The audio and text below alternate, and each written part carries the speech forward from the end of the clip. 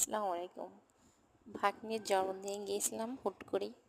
এই যে আয়োজন, আর এই যে ভাগ্নি আমার দুই মেয়ে কি দুষ্টুমি করতেছে দেখেন তার সাথে।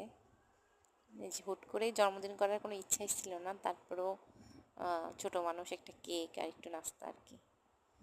যাই হোক, তার জন্য সবাই দোয়া করবেন, সে যেন অনেক বড় হয়, আল্লাহ তাকে সুস্থ রাখুক।